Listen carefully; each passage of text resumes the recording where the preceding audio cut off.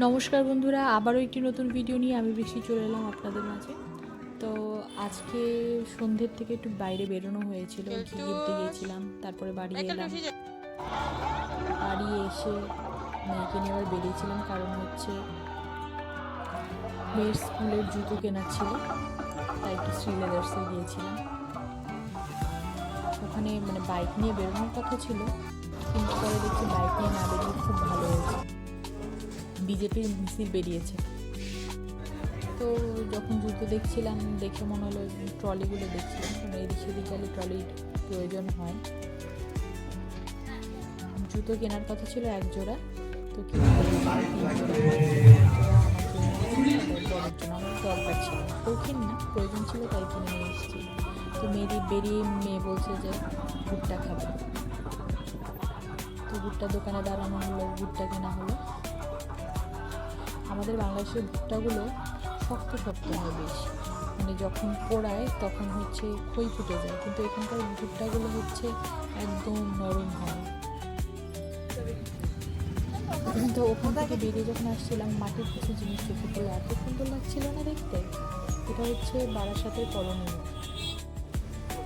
তারপর আমরা একটা স্ট্রিট ফুডের দোকানে গেলাম, ওখানে গিয়ে ভেজ মোমো, চিকেন মোমো, তারপর মোমোই খাওয়া হয়েছিল শুধু।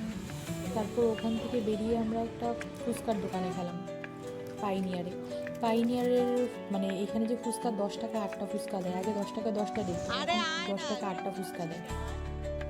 তো অনেকক্ষণ ঘুরে ফিরে এসে মেয়ে আর হাঁটতে পারছিল না। যাই হোক, বাড়িতে এসে তরমুজ কাটলাম, বললাম যে তোমরা তরমুজ খেতে লাগো, তারপরে আমি রান্নাটা বসিয়ে দিচ্ছি, কারণ পরের দিন আমার টিফিনও দিতে হবে। রাতে অল্প কিছু হলো তো খাবে, আমি সিদ্ধ ভাত করে রাখলেও হতো, কিন্তু আমার পরের দিনে চিন্তা করতে হয়। তাই রাতের বেলায় আমি একটু ডিমের এইখানে ভুজিয়া বলে, কিন্তু এখানে বাংলাদেশের ডিমের মশলা বলে, ভীষণ অল্প একটুখানি দিয়ে অনেকটাই খাওয়া হয়।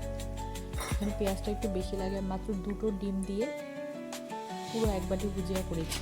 ভুজিয়া বলতে ডিমের মশলাটা করেছি।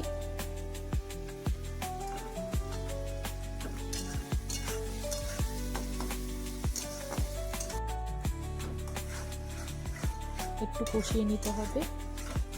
তারপর ডিম আমি বাটির মধ্যে ফেটিয়ে নিয়ে নুন দিয়ে তারপর উপরে ছেড়ে দিয়েছি। কষিয়ে যে পর্যন্ত তেল না বেরিয়ে আসবে সেই পর্যন্ত এই তো তেল বেরিয়ে এসছে, হয়ে গেছে। তারপর একটু টক ডাল করেছিলাম, এই ব্যাস, আর কিছু করিনি। এই তো ফাইনাল লুক এটার। তারপর শুধু টক ডালটা তেঁতুল ছিল, তেঁতুল দিয়ে টক ডাল সম্বার দিয়েছিলাম। এই তো আমার আজকের রান্না ছিল, আর গরম গরম ভাত করেছিলাম। আমার ভিডিওগুলো আপনাদের ভালো লেগে থাকলে অবশ্যই লাইক, কমেন্ট এবং সাবস্ক্রাইব করে আমার পাশে থাকবেন। ধন্যবাদ বন্ধুরা।